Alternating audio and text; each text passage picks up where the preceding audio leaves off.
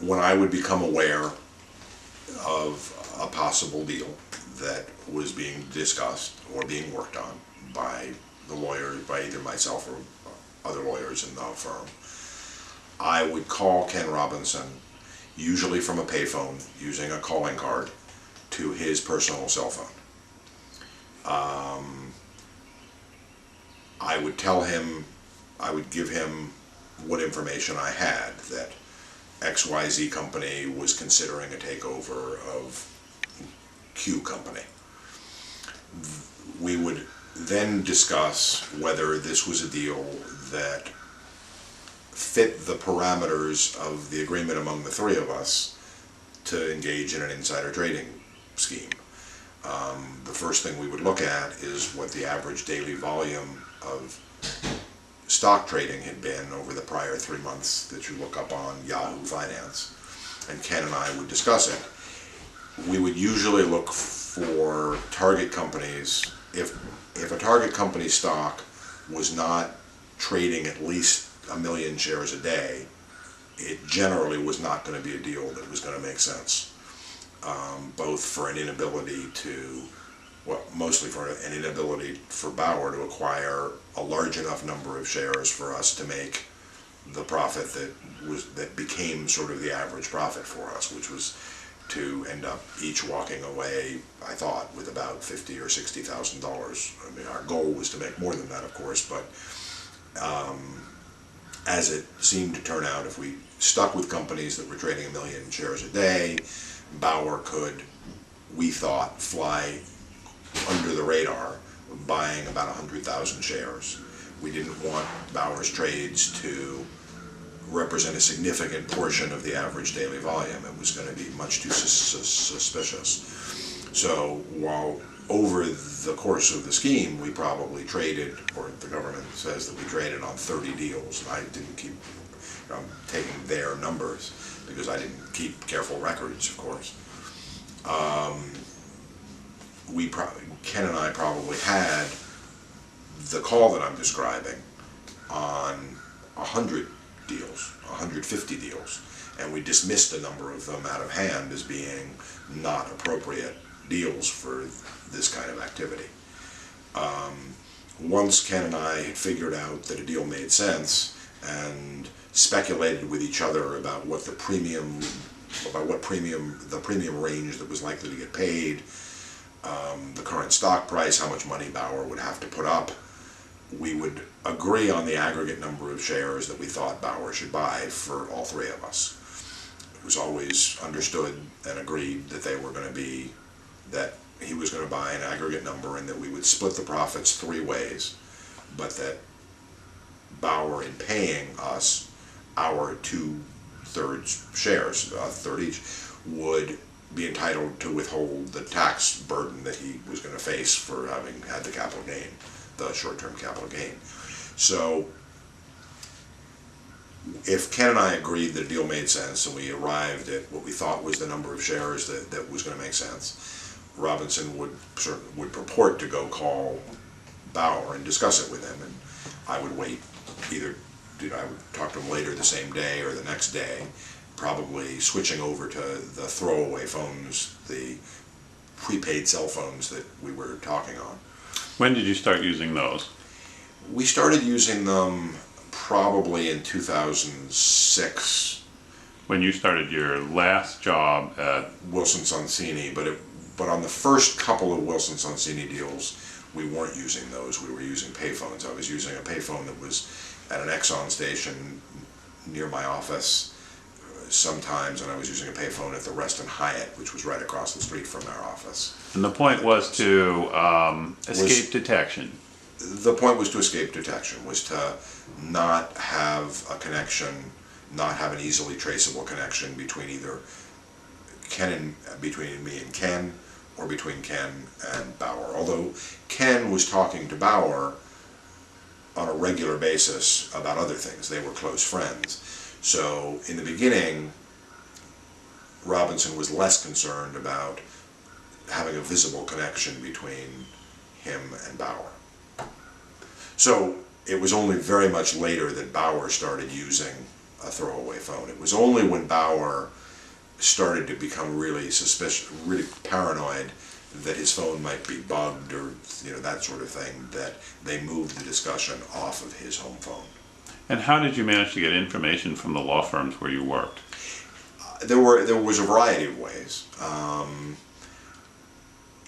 Sometimes it was a deal that I was working on in some way.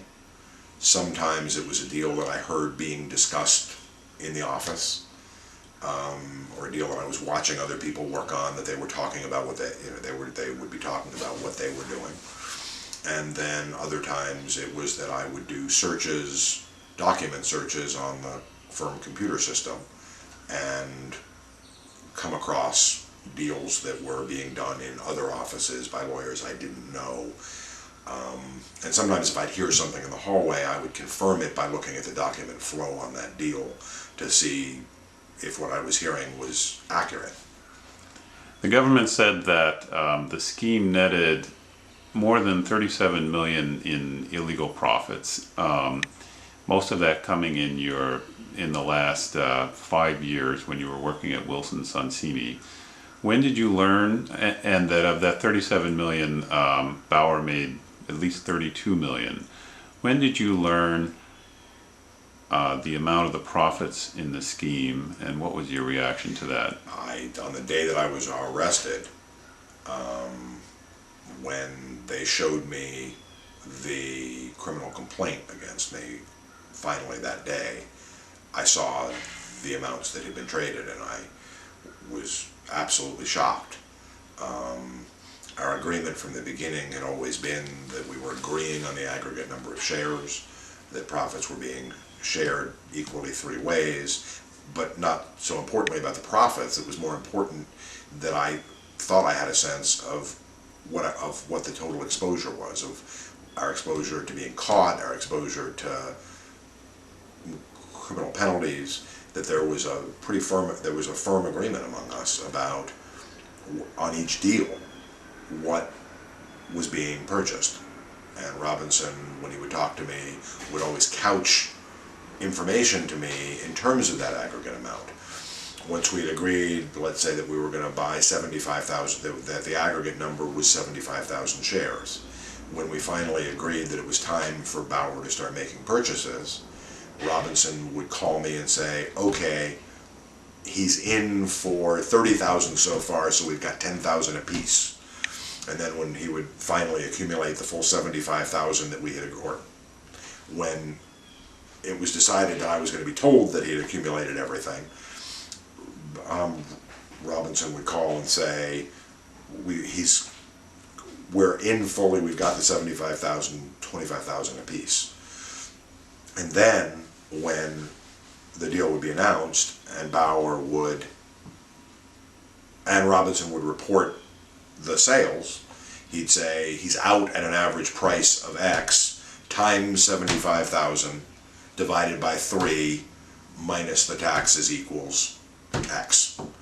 So Robinson worked very hard to make me believe that Bauer was only trading what we agreed that he was going to trade.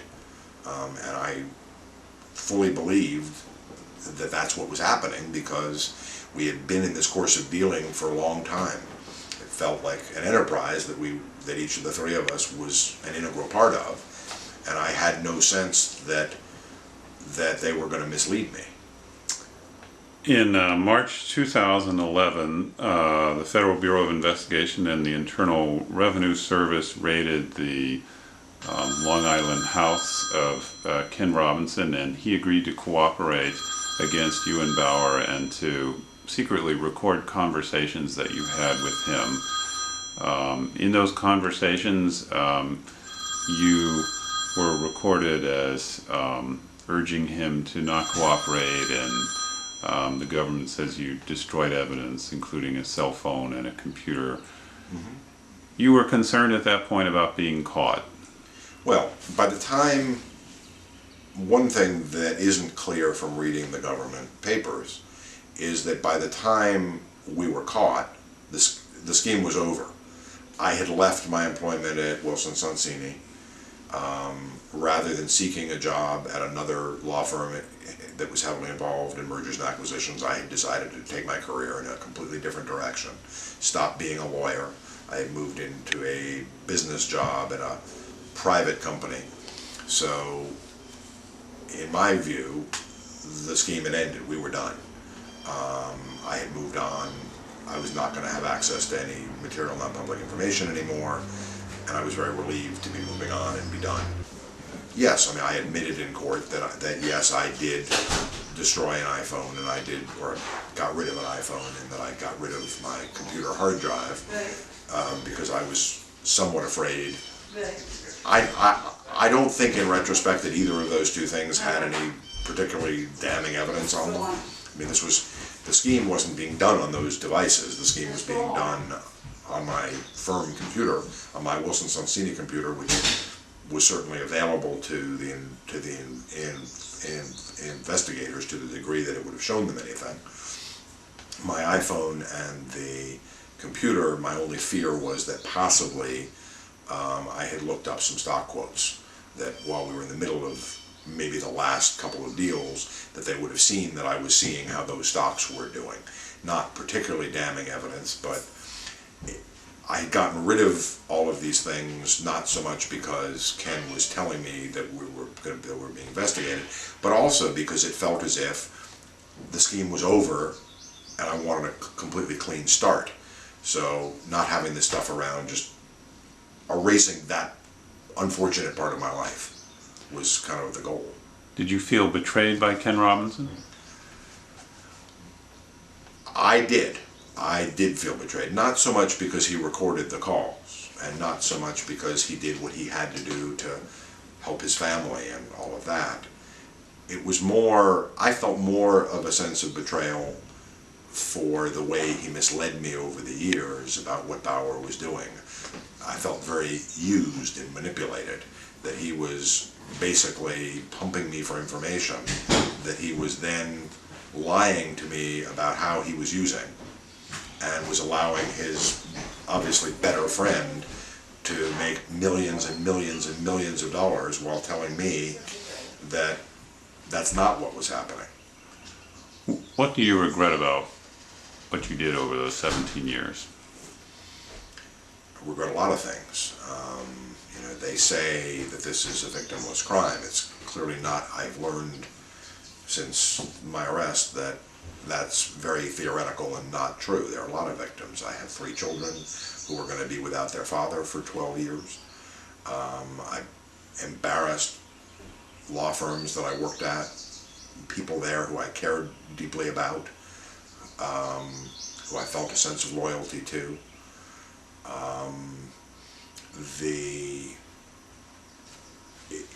Had I known that Bauer was trading at the volumes he was trading at, I think I would have earlier on been more concerned about the negative effect it had on capital markets.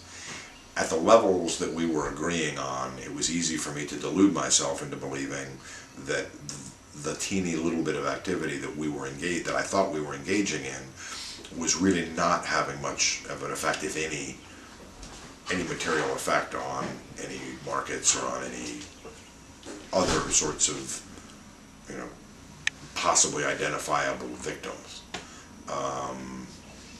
It really was shocking for me to learn the magnitude of what was going on, and I think that made me take more pause to think about the real victims, the market here, because we were a much more significant part of the trading on these deals than I ever thought that we were. You've been sentenced to the longest insider trading prison term in history, longer than Roger Rotman. How do you feel about that? Well, I certainly feel that I did some very bad things and that I deserve to be punished. I certainly didn't expect ever to walk in front of Judge Hayden and for her to hand out a slap on the wrist kind of sentence. I was prepared for having to be seriously punished for the seriously bad things that I did. That being said, when I look at the sentences that have been handed out in other insider trading cases, and I measure some of the elements of those cases against the elements in my case, I really think that Judge Hayden got it wrong. I think that she went overboard. I think that the message that she said that she needs to send could have been sent with a much shorter sentence. I think that the goals of sentencing for any federal crime are stated in a statute, and it's not only sending a message to markets or to other would-be bad guys, but there are other elements which include protecting society from repeat offenses committed by the person being sentenced. If you look at that element, even if I wanted to be a bad guy again, which I can assure you after the ordeal that I've been through alone and the guilt and remorse that I feel, I would never dream of getting close to a line. I would never have the opportunity to do that again. No one is ever going to let me near any material non-public information. There's no suggestion and there's no evidence, and that's accurate, that I've never done anything else wrong in my life. That but for this, I lived a very straight and narrow life as a suburban father of three. Very, very careful about even things like speeding on the highway. So the idea that a 12-year sentence is required somehow to protect society from me going forward is without basis. And I have to tell you that the average lawyer or investment banker who's sitting on Wall Street and thinking and being tempted into doing something as stupid as the things that I did doesn't need a 12-year sentence handed to me in order for that person to take pause and say no. As Judge Hayden actually said herself when she sentenced another defendant on a completely different kind of crime, that white-collar, professional, educated defendants don't need the threat of years in jail. They're afraid of even a single night in jail. But my punishment goes well beyond the sentence that she handed out. I will be disbarred in the 3 jurisdictions in which I'm admitted to the bar. So I will lose my ability to practice the profession that I spent a lot of time training for. I have entered into a settlement with the SEC for over $500,000 that I don't have. So I will have a $500,000 debt hanging over my head probably for the rest of my life. If I serve out the sentence that she handed me, I will be released from prison, eligible to receive Social Security and Medicare benefits. So the likelihood of my reestablishing myself in any profession or career that would allow me even to make a dent in the $500,000 obligation, slim to none. So my family will suffer the loss of my earnings, and just reputationally, when the news of my arrest first broke, the press reports were brutal, including some snarky legal blogs that painted me in a very negative and inaccurate light, embarrassing, and I myself probably deserve that embarrassment. But my 3 children don't deserve that embarrassment, don't deserve being teased on the school bus, being teased in school, being reminded of that not only is their father not around, but having quoted to them these snarky, not accurate characterizations of their dad. So yeah, there's a lot of damage that's been done, there's a lot of punishment that I've already had to suffer through. The other thing that people probably don't know is that the criminal justice system moves at a snail's pace. I was arrested April 6th, 2011. I instantly became unemployed from the new job I had taken after leaving Wilson Sonsini. And for the last 14 months, approximately 14 months, I have been on, had significant restrictions on my civil liberties. I have to be at home from 11 at night until 7 in the morning, and that was only after I, in steps, was able to ease the initial restriction, which was that I was not able to leave the house at all other than for medical reasons. So I've already served out somewhat of a sentence, not the same thing as going to prison, and I fully acknowledge that, but it's not as if these 14 months has been life as usual without facing restrictions. And obviously I've been unable to earn a living during these 14 months, so I've had to rely on the kindness of friends and family to support me and support my family through these 14 months. And I'm going to have to do the same thing for my children through whatever time I'm away at prison. So I think that in the totality of the circumstances, that Judge Hayden went well beyond what was necessary to achieve the goals of federal sentencing in my case.